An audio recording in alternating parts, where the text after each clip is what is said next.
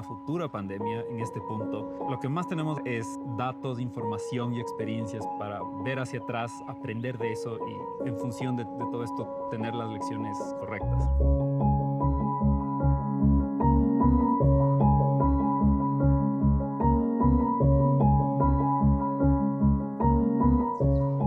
Hola, hola a todos. Hola, ¿Cómo están? ¿Cómo les va? Hola, mi vida. Qué bueno verles a todos aquí. Muchas hola. gracias por Chévere venir. ¿Cómo verte. están? ¿Todo bien? Todo. Chévere, gracias a todos por estar aquí hoy y por la invitación.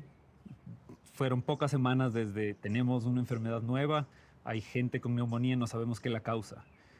Y pocas semanas después tuvimos genoma completo de un virus con el cual se empezó a trabajar en vacunas, en tratamientos, en diagnóstico.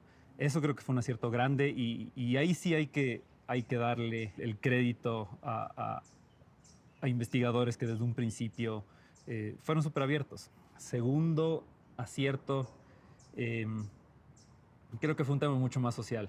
Fue de esos momentos de la fe en la humanidad es restaurada, porque se vio mucho, mucho sentido de comunidad, eh, mucha solidaridad, mucho apoyo. Y eso creo que es algo que hay que resaltar. Y tiene muy poco que ver con lo que hicieron o hicimos científicos o gobiernos. Creo que eso fue la gente. Y el tercer acierto creo que ha sido, a pesar de todos los problemas, pero el poder hacer este esfuerzo adicional por manejar las cosas basado en evidencia y en datos. Mucho de intentar tener información y tomar decisiones en base a esa información. Y también hay mucho de la información es limitada y hacemos lo mejor que podemos con lo que tenemos. Han habido ocasiones en las cuales es complicado eh, ir más allá de la política entre instituciones para poder hacer investigación. Pero el no considerar los efectos a largo plazo y tal vez extender algunas medidas más allá de lo que era necesario, creo que es algo con lo que vamos a tener que vivir en el futuro y debería ser una lección de algo que no manejamos bien. Desde el inicio de mi doctorado, lo que me interesaba eran un tipo de virus que se llaman virus emergentes. Este descriptivo emergente es para enfatizar justamente virus que normalmente pueden estar circulando, por ejemplo, en animales y que cada cierto tiempo saltan y causan brotes en humanos. Tiene que ver tal vez con cambio climático, pero más con comportamiento humano. Es como cada vez más esta línea en donde las personas interactúan con animales, esta línea es cada vez más amplia. Lidiar con esto, proponer alternativas en cuanto podemos minimizar esta interacción o podemos hacer esta interacción lo más segura, tanto por temas de salud como por temas ambientales en general. También otra opción son virus que circulan en humanos mismos, pero que no están detectados realmente. Y tiene que pasar una serie de eventos de cómo se comporta la gente, temas de cambios de clima, temas de cómo las personas interactúan con animales para que de repente hayan estos eventos en donde surge y hay brotes en humanos que pueden ser brotes pequeños y controlados o pueden de hecho salirse de control y llegar a escalas que ahora creo que intuitivamente todos tenemos una idea de la escala que pueden llegar estos, estas epidemias y estas pandemias incluso. La palabra pandemia básicamente significa una enfermedad infecciosa que se transmite entre personas o de mosquitos a personas o como sea, pero que cubre básicamente potencialmente todos los países del planeta. Esa es la definición. Pueden ser virus, pueden ser otros tipos de microorganismos, pueden ser bacterias, pueden ser parásitos. Tenemos un montón de virus que están en todo el mundo y son virus pandémicos, pero no los pensamos como, oh, esto es una pandemia. Una pandemia que de hecho lo hemos estado viviendo desde los 80. El VIH se expandió en todo el mundo. Originalmente viene de animales. Claro, se transmite diferente, es un virus de transmisión sexual, pero es el mismo escenario, es un virus que ha estado circulando por décadas, está presente en todo el mundo. Evitar una siguiente pandemia yo no creo que sea posible. Yo creo que es parte de cómo funciona nuestro planeta, es parte de cómo funciona la naturaleza. Son un hecho histórico, la humanidad ha vivido con pandemias desde sus inicios, creo que van a seguir pasando.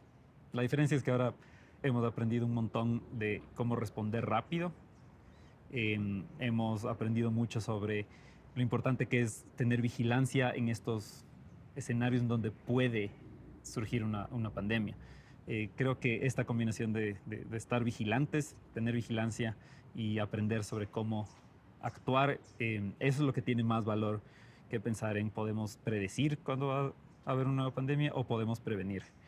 Yo he estado involucrado en varios proyectos. El primero que fue interesante fue justo en enero de 2020, cuando comenzamos a escuchar de estos casos de neumonía en esta ciudad, en Wuhan, en China. Y claro, no había mucha información, en ese entonces aún no sabíamos cuál era el virus que causaba la enfermedad. Y un poco por iniciativa propia, y esto fue en realidad iniciativa de mi actual jefe, un investigador que se llama Moritz Kramer, decidió comenzar a ir registrando la información de los nuevos casos que se iban dando, pero esta información no era reportada por fuentes oficiales, era información que salía desde periódicos, desde medios digitales, redes sociales. Entonces, un poco dijo que quienes están interesados, un poco inteligentemente y un poco bien ingenuamente dije, yo me apunto, yo te ayudo. También estuve involucrado con un consorcio en el Reino Unido que más bien se enfocaba en la parte de genómica. Entonces Inglaterra, especialmente durante el primer año, produjo una cantidad gigantesca de información genética de miles y millones de pacientes infectados en el Reino Unido. Entonces este consorcio comenzó a mediados del 2020, se llama COG-UK. Era una iniciativa descentralizada. Un montón de universidades en todo el Reino Unido generaban información genómica y todos compartíamos esta información. Entonces yo participé en algunos de los primeros análisis de cómo SARS-2 fue importado al Reino Unido. Eh, a partir de toda esta información genética, esto terminó en reportes para el gobierno británico, en publicaciones científicas. Y esta experiencia nos ayudó un montón porque también a partir de eso pudimos ayudar a establecer programas parecidos, obviamente en escala más pequeña, pero en otros países y por supuesto Ecuador fue uno de esos países en donde pudimos usar lo que aprendimos con COG-UK para entender también cómo se transmitió el virus aquí en Ecuador.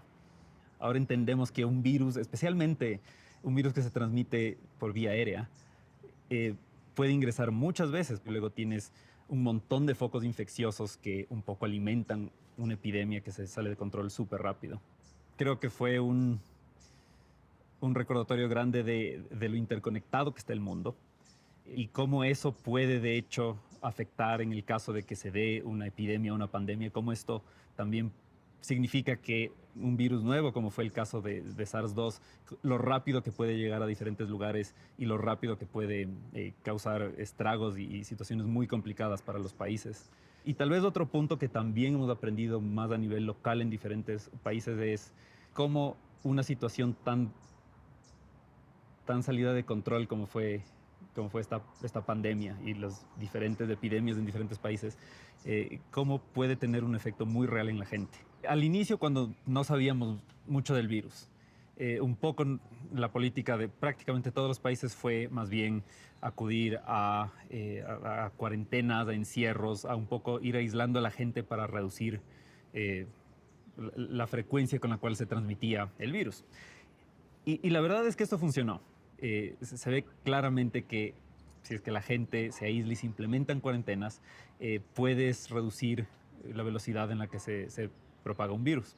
Pero las consecuencias que hemos visto de esto, de tomar estas medidas, son cosas que seguramente van a estar con nosotros por mucho tiempo. Y aún estamos entendiendo cuáles son estas. Y otro de los puntos que creo que fueron súper importantes es justamente esta idea de por unos meses o por unas semanas completamente cerrar una sociedad y cómo afecta esto de diferentes maneras a diferentes grupos de personas. Para muchos, incluyéndome de hecho, fue bastante fácil comenzar a trabajar desde casa. Y sí, y obviamente es una herramienta que creo que tenemos que estar muy, muy agradecidos de cómo se ha desarrollado en este tiempo. Pero esa no es la realidad para todas las personas. Al final del día es un lujo que algunos podemos darnos, pero tomar esta decisión de cerrar y aislar una sociedad por tiempos prolongados requiere un montón de responsabilidades por parte de un gobierno, porque al final del día las consecuencias se van a sentir por la gente. Y creo que ha sido muy claro cómo tanto el virus como las medidas para el virus han afectado de manera diferente a diferentes grupos de personas. Entonces, eso tal vez es algo en donde da más para reflexionar y para un poco retrospectivamente pensar, ok, esto fue lo que hicimos, cómo podemos hacer las cosas mejor en el futuro, cómo podemos actuar de tal forma que aún estemos protegiendo a la gente que es importante proteger, aún estemos protegiendo a los sistemas de salud, aún evitemos que tengamos hospitales colapsados, que no hayan camas, que no hayan medicamentos para tratar a las personas, pero que al mismo tiempo consideremos que vivimos en sociedad. Creo que aprendimos que tenemos la capacidad de hacer eso y que somos tal vez más resilientes y más fuertes de lo que creíamos en cuanto a un cambio tan drástico, pero eso no viene sin consecuencias. Hacia finales del 2021 aún habían dos doctrinas de cómo lidiar con la situación. Una era la doctrina de cero COVID, que básicamente incluía países en donde el objetivo era simplemente tener transmisión mínima o incluso erradicar completamente el virus en sus países. Y la alternativa era más bien la que fue más común en países de Occidente, que es ir determinando cuáles son las formas en las cuales podemos normalizar a cómo funcionan las sociedades y convivir con el virus. Entonces, minimizar el riesgo de enfermedad severa por el virus, poder proveer atención médica adecuada en caso de que personas se infecten, pero aún poder actuar como una sociedad dentro de todo. Hoy en día China es de los pocos y a mí, hasta lo que yo sé, es el único país que aún mantiene esta doctrina de cero COVID. Entonces, en lugares como Shanghái, el tener un poco de casos por encima de lo que ellos consideran tolerable es un poco lo que despierta esta respuesta de encierro e intentar erradicar por completo la transmisión del virus. La oportunidad de erradicar a SARS-2 se perdió eh, tal vez pocas semanas después de los primeros casos en Wuhan, en marzo y abril del 2020, cuando empezaron los casos más graves en el norte de Italia. Creo que para ese punto era muy poco probable erradicar el virus. Y mantener una política de cero COVID implica que un país se aísle por completo del resto del mundo. Entonces no creo que sea factible. No creo que en cómo funciona el mundo actualmente eh, tenga sentido pretender erradicar por completo un virus. Creo que es una tarea que requeriría sacrificios de la sociedad que no son justificables. Y la forma adecuada de responder a esto es adaptarse y utilizar lo que hemos aprendido en estos años para tener una sociedad funcional y al mismo tiempo poder proteger a los grupos que realmente necesitan, ¿no? Ser más protegidos. Quisiera decir que tal vez no es tanto la sociedad. China es poco transparente.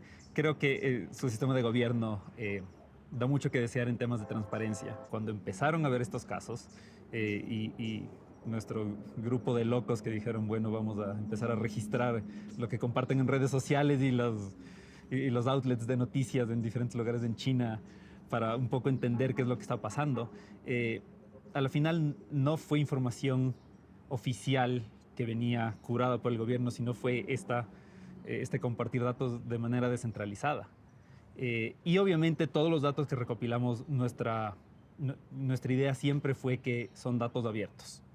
Y a medida que fuimos ampliando nuestro trabajo, comenzamos también a trabajar con diferentes ministerios de salud y agencias de salud pública en varios países. Entonces, tener estos huecos en donde, ok, entiendo lo que está pasando en estos tres países, pero parece que hay un cuarto país que es importante, de donde están viniendo nuevas importaciones y juega un rol importante. Y que este país no tenga información confiable para compartir, creo que nos hace más lentos a todos en nuestra capacidad de entender lo que está pasando. Es muy importante con este tipo de datos proteger la privacidad de las personas, porque también uno puede irse un poco muy lejos y un poco violentar el derecho que tienen las personas a su privacidad. Pero hay un nivel, y yo sí creo que hay un punto óptimo en el cual se puede compartir información con la cual se puede beneficiar a un mayor grupo de personas para vacunas. en este punto ya tenemos sistemas y tecnologías que un poco están ya prediseñadas.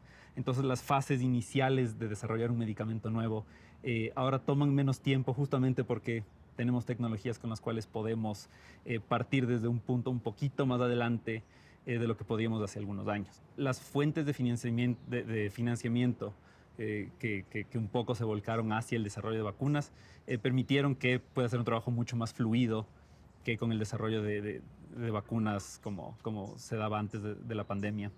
En tema un poco más logístico y administrativo, también hubieron fases de estos ensayos que normalmente se darían como linealmente, una después de la otra.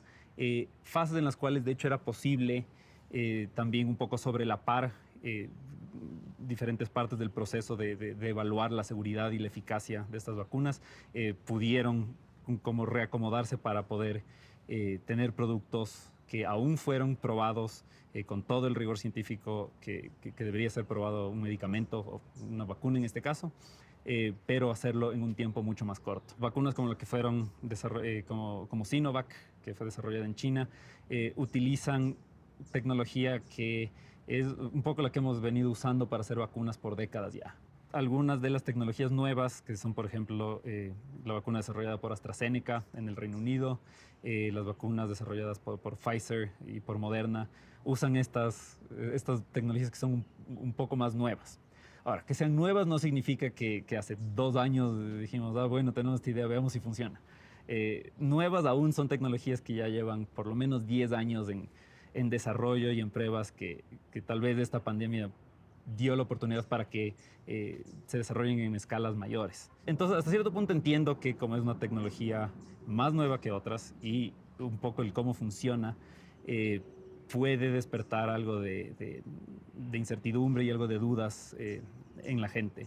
Y la verdad es que con todo medicamento, incluso una vez que es aprobado para su uso, aún hacemos vigilancia y aún vemos cómo se comporta. Son cosas que se toman muy en serio. Se toman muy en serio que un medicamento sea seguro. Y en este punto, con las millones de dosis de vacunas que se han dado en todo el mundo, creo que entendemos los grupos que sí son vulnerables y en donde sí hay efectos adversos que creo que también es importante comunicar esto abierta y honestamente. Creo que es importante que un paciente tenga esa información y que en su completo consentimiento y estando consciente de los riesgos también tome las decisiones por su cuenta. ¿Existe cero riesgo de efectos adversos? No, eso no es el caso con ningún medicamento y mientras más estemos conscientes de cuáles son los riesgos, cuáles son los beneficios, podemos tomar mejores decisiones. Ahora, eso, habiendo dicho todo eso, aún si me preguntan, ¿las vacunas son seguras? Diría que todas las vacunas en el mercado, con todos los datos que hemos visto, son seguras. Los científicos, si es que en algo pecamos, somos, si bien enamorados de nuestra investigación y nos obsesionamos y nos metemos de cabeza y a veces nos cuesta poder comunicar esto fácil. Y estoy seguro que de lo que he dicho hoy día habrá más de una cosa en donde podría haber explicado mucho mejor. Hay que encontrar un balance en cuanto a cómo poder explicar las cosas claro, pero al mismo tiempo también muchas veces la desinformación son respuestas claras, bueno, respuestas claras, concisas. Un fenómeno muy grande y complejo es explicado con una frase. Entiendo por qué la gente sí siente algo de confort con recibir estas respuestas sencillas, pero parte de un poco comunicar ciencia también es ser transparentes nosotros como científicos en poder decir, esto es algo que estamos estudiando, no sabemos aún. La ciencia a medida que avanza toma tiempo. Lo que más miedo me daría para una futura pandemia en este punto es no aprender las lecciones que tenemos que aprender de esta.